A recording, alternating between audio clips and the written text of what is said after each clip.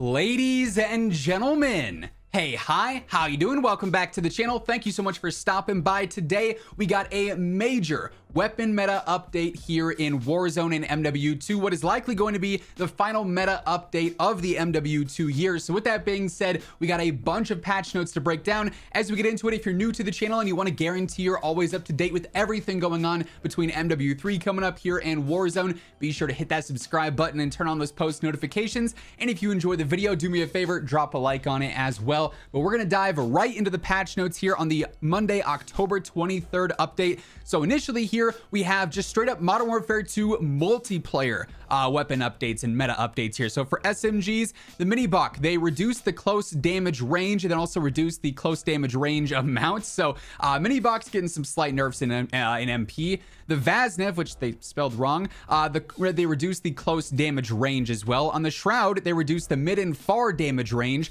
On the ISO, they reduce the far damage range. On the P90, they increase the mid damage range. The Fennec, they increase the mid damage range, and the Bass P increase the mid damage range. So a couple of these got buffed. Most of them actually got nerfed though. For the rifles, the Geist, they reduce the damage, the close damage range. They reduce the close damage amount for the range, reduced arm, leg, and torso location damage, and increased the long range damage amount. So some buffs, some nerfs there. Worse up close, better over range, basically. Also favors upper body shots. The 7.62, they buffed it for close range. The 74U, they reduced the close damage range, increased the long damage range amount, and reduced the leg location damage. So some buffs, some nerfs there. The TAC 56 reduced the close damage range. The Advancer increased close damage range, increased mid and long damage range amount. M16 increased the mid damage range. Probably still going to be very bad if I had to guess, right? The Razorback increased the close damage range. They also increased the mid and long damage range amount. So that got buffs all around. That's nice to see. M4, they increased the close range. Lockman 5.56, they increased the close and mid damage range. Battle rifles, all of these ended up getting buffed, increased the mid damage range on the Squall, increased the base damage range on the SO14 and the 7.62. A lot of typos in this one. And the FTAC Recon increased the close damage range. For shotguns, the Lockwood 300 Maelstrom dual trigger with 12 gauge and Dragon's Breath, they reduced the damage range, so the one shot broken shotty gets nerfed even more with that. On the Bryson, the 12 gauge and Dragon's Breath got its range reduced as well. On the Expedite 12, they increased the close to mid damage range. On the broadside for the 12 gauge, the range got increased, and then for Dragon's Breath, they reduced the damage range on that. So buffs for 12 gauge, nerfs for Dragon's Breath. For marksman rifles, they reduced the damage range on the EBR. For the Tempest Torrent, they reduced the mid damage range. On the SPR, they increased the mid damage range. So SPR, the only one with a buff there. For LMGs, they also buffed the RAL for mid to far damage. For some bug fixes here, they fixed an issue with split screen functionality, an issue where they could an issue where a crash could occur when starting the haunting from the co-op lobby, an issue where exiting the title screen and re-entering the main menu says that you have 0 souls, basically. They fixed an issue where the Raining Death blueprint had a placeholder image, an issue where incorrect sound was playing on the soul capture menu, an issue where the chainsaw preview image would show a pickaxe on the ground, an issue that could cause the red indicator above enemy operators to not display on some night maps, and an issue where the Skeletor operator staff was not aligned. We then get into the Warzone updates, what is likely going to be the final main meta update for Warzone before the MW3 integration. Hey everyone, real quick, want to give a shout out to my friends over at Gamer Advantage. Of course, you guys always see me rocking my Gamer Advantage frames every single day. I absolutely love these things. They are on all day, every day when I'm in the office playing games, working on videos. Basically, if you're looking at screens for long periods of time, whether it is gaming, working, doing school, whatever it may be, these ultimately are major game changers. They offer prescription and regular lenses and plenty of different frame options, so they quite literally have something for everyone. I've even got my own custom WhosImmortal bundle that comes with a few branded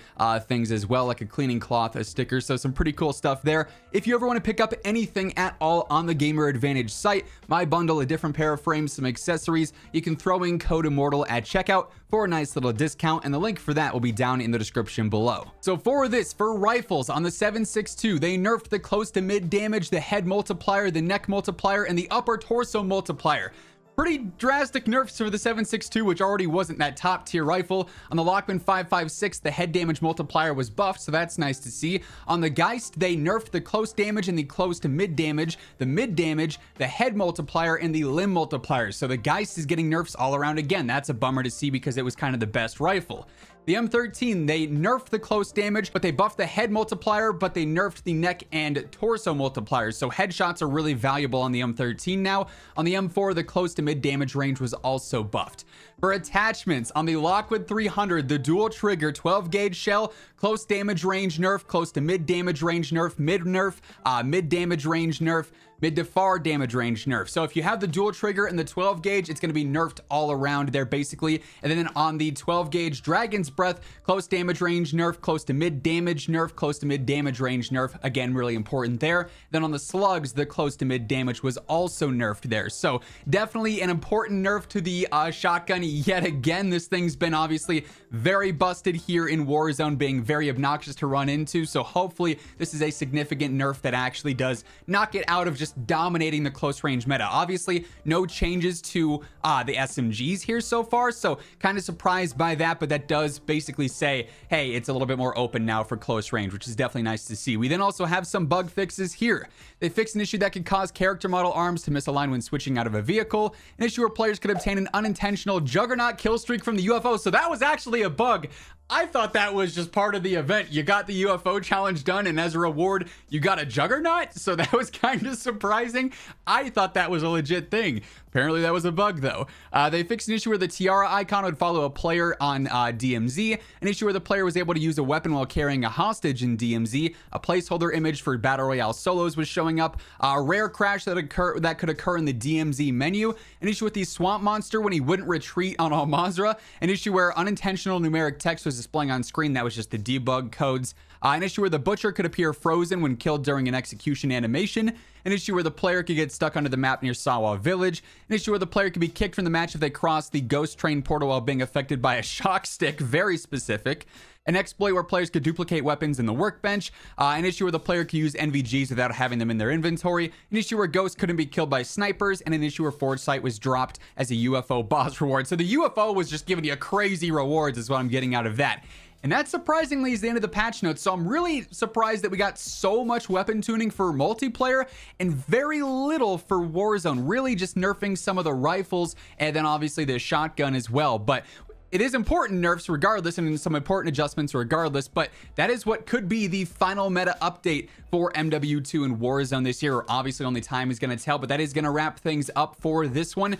If you enjoyed the video, do me a favor, drop a like on it. It's always seriously appreciated. And if you're new here, you want to guarantee you are up to date every single day with the latest going on in COD, whether it's news, updates, patch notes, meta breakdowns. We'll have some in the upcoming days now because of the changes here. Be sure to hit that subscribe button and turn on those post notifications. But once again, thank you so much for tuning in, and until next time, take it easy, have an awesome rest of your day, and I'll catch you later. Peace out.